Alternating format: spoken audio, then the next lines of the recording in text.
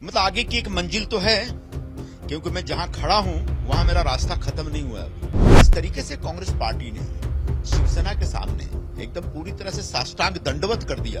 तब एक ऐसे व्यक्ति को बगैर कंसेंसस के शिवसेना की तरफ से पेश किया जा रहा है बतौर मुख्यमंत्री, जो खिचड़ी चोर है। बुनियादी तौर पर तो जय श्री राम वाला ही हूं मैं। धर्मांध होना गलत है। ऐसे में राम जो सिर्फ धर्म और धार्मिक नहीं है, राम इस देश के प्राण है। एक समय पर बाला साहेब ठाकरे की आवाज बनकर शिवसेना के मुखपत्र सामना में तीखे आग्रह लेख लिखने वाले संजय निरुपम उसके बाद कांग्रेस में गए। कांग्रेस में वो 20 साल रहे, जमीनी नेता और साथ ही एक उत्तर भारतीय चेहरे के रूप में सामने आए। हमेशा आंदोलन करते रहे, अलग अलग मुद्दे उठाते रहे और आज वो कांग्रेस पार्टी को छोड़कर किस राह पे जा रहे हैं। पहला सवाल यही रहेगा कि अब कहां पर, अब आगे की मंजिल क्या होगी? मतलब आगे की एक मंजिल तो है, क्योंकि मैं जहां खड़ा हूं वहां मेरा रास्ता खत्म नहीं हुआ अभी। तो वो मंजिल क्या है, हम आने वाले दिनों में बताएंगे। इस बार आपने ठाना है कि मुंबई नॉर्थ वेस्ट से आप चुनाव लड़ेगी ही। क्या अभी भी इस पर आप कायम है? देखिए, ऐसा है, मैं 2019 में यहां से चुनाव लड़ा था और हार गया था। और हारने के बाद एक लगातार एक बहुत ही सक्रिय कार्यकर्ता के तौर पर अपने क्षेत्र में काम करता रहा, और इस उम्मीद में कि मैं अगला इलेक्शन लड़ूंगा और इस बार जीतना है। और पार्टी में भी जो बात हुई थी, पार्टी ने भी कहा था कि हाँ, आपको लोकसभा लड़ना है। लेकिन जिस तरीके से कांग्रेस पार्टी ने शिवसेना के सामने एकदम पूरी तरह से साष्टांग दंडवत कर दिया और 6 में से 5-5 सीटें दे दी और ये सीट भी दे दी, और जब ये सीट दी तब एक ऐसे व्यक्ति को बगैर कंसेंसस के शिवसेना की तरफ से पेश किया जा रहा है बतौर उम्मीदवार, जो खिचड़ी चोर है, जिसके ऊपर मतलब खिचड़ी घोटाले का आरोप है और जिसकी छानबीन ईडी के द्वारा हो रही है, और जिसके ऊपर यह भी आरोप है कि उसने चेक के द्वारा 1 करोड़ 60 लाख की रिश्वत ली है। ऐसे व्यक्ति को मुझे बैठा करके उम्मीदवार बनाना कहीं ना कहीं मुझे आहत करने वाली बात लग रही है, और इसलिए मैं एकदम से विरोध में निकल गया हूं। आने वाले दिनों में मेरा पूरा प्रयास रहेगा, मेरी दिली इच्छा है कि मैं यहां से चुनाव लड़ूं, लेकिन आने वाले दिनों में मेरा मूव क्या होगा सब कुछ उस पर निर्भर करता है। लेकिन अभी भी आपकी इच्छा जरूर है कि बिल्कुल इच्छा है, क्योंकि यहाँ गली गली में हम काम करते हैं, गली गली में हमारे कार्यकर्ता हैं, सालों से काम कर रहे हैं, गली गली में हमारे कार्यकर्ता हैं, और उन लोगों के बीच में रहता हूं हमेशा। तो निश्चित तौर पर उन लोगों का प्रतिनिधित्व करने का मेरा एक वो है, लोभ है।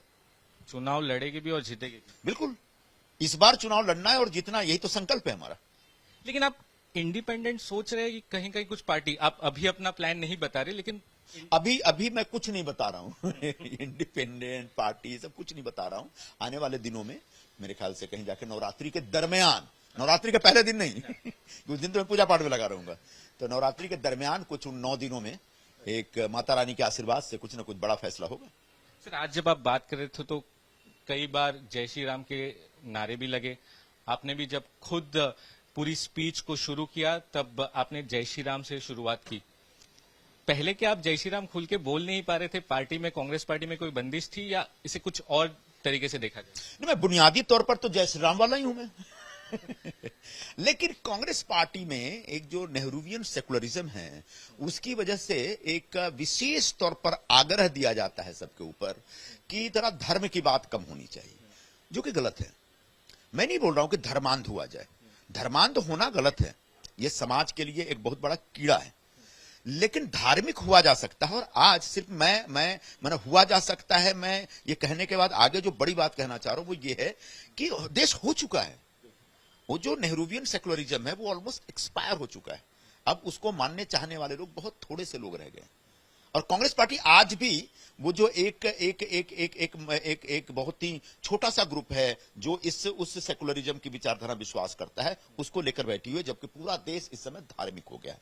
तो ऐसे में राम जो सिर्फ धर्म और धार्मिक नहीं है, राम इस देश के प्राण हैं, और राम सबके नस नस में बसते हैं, और राम को सभी लोग मानते हैं। उनको इकबाल साहब ने तो इमाम हिंद कहा था उनको, और कई इमामों में से एक इमाम भगवान राम है। तो ऐसे राम राम के नाम को लेकर के जो एक एक ऐतराज रहा है, और कहीं ना कहीं कई बार उससे थोड़ी सी एक नफरत तो मैं नहीं कहूंगा, लेकिन उससे थोड़ा दूर रहने का जो एक सुनियोजित प्रयास कांग्रेस में रहा है, वो कहीं ना कहीं छिन्न भिन्न, वो आपको खिन्न करता है। और वो अब मेरे अंदर सिर्फ नहीं, वैसे बहुत सारे लोग परेशान हैं। तो मैं यही सोच रहा हूं कि अब देश बदल गया है, उसके हिसाब से कांग्रेस को भी बदलना चाहिए। दुर्भाग्यपूर्ण बात है कि कांग्रेस पार्टी बदलने को तैयार नहीं। तो लेकिन एक कांग्रेस के बारे में बहुत इंपॉर्टेंट बात की आपने कि 5 पावर सेंटर है वहां पे, वो 5 अलग लॉबियां चलाते हैं और वो ही सब निश्चित करते हैं, और बाकी लीडर्स इसमें उनको काफी प्रॉब्लम्स हो जाती है। ये मेरा अपना अनुभव है। मैं जो इतने वर्षों से, खासकर पिछले 5 वर्षों में जो डेवलपमेंट हुए हैं कांग्रेस पार्टी के अंदर, उसमें बड़ा साफ साफ दिखता है कि अलग अलग पावर सेंटर बन गए हैं, और वो सारे पावर सेंटर का अपने कॉकस हैं, उनकी अपनी लॉबी है, उनके अपने दरबारी हैं, और वो दरबारी आपस में ही लड़ते रहते हैं, एक दूसरे के खिलाफ तलवार चलाते रहते। तो उसमें पार्टी के अंदर जो निर्दोष लोग हैं, जो निष्कलंक लोग हैं, उनके योग्यता मेरिट के ऊपर किसी को कोई विश्वास नहीं है, और उनकी योग्यता और मेरिट की कोई चिंता ही नहीं है, उसकी कोई परख करने वाला भी नहीं है। और उसकी वजह से बहुत सारे लोग बहुत कुंठित होकर के, परेशान होकर के, थक करके, हार करके पार्टी से निकल भी रहे हैं। यहाँ पर आपने पार्टी छोड़ी, वहां पे बीजेपी की तरफ से उसका विरोध भी किया जाने लगा कि इनको ना ले, पुराने ट्वीट्स और कुछ स्टेटमेंट्स निकाले जा रहे। इसको आप किस तरीके से कैसे टैकल करेंगे? देखो, ये हम लोग एक लोकतांत्रिक व्यवस्था में रहते हैं, तो कुछ लोग विरोध भी करेंगे, कुछ लोग सपोर्ट भी करेंगे। हर आदमी सपोर्ट करने लगे तो ऐसी स्थिति तो किसी इंसान की नहीं है, तो सिर्फ भगवान की है। तो हमारे कुछ विरोध में भी रहेंगे, लेकिन जो लोग विरोध में रहेंगे उनके साथ बैठा जाएगा, चर्चा की जाएगी और सेटल किया जाएगा। आखिरी सवाल, कैंपेन शुरू कर देंगे अभी? हाँ, कैंपेन तो चल ही रहा है, आज भी जो कर रहे हैं कैंपेन ही है। तो लोगों के बीच तो मैं रहता हूं, और गली गली में जाके, नाके नाके पे, मोहल्ले पे लोगों से मिलना जुलना, छोटी बड़ी मीटिंगें करते रहना, वो तो सिलसिला चलता रहेगा। और जब तक नॉमिनेशन वगैरह नहीं होता, तब तक वो एक छोटे लेवल पे करेंगे, उसके बाद बड़े लेवल पे पदयात्रा वगैरह शुरू करेंगे। बहुत बहुत शुक्रिया हमसे बात करने के लिए। कैमरा पर्सन मंदार चौहान के साथ सौरभ वक्तानिया, मुंबई आज तक।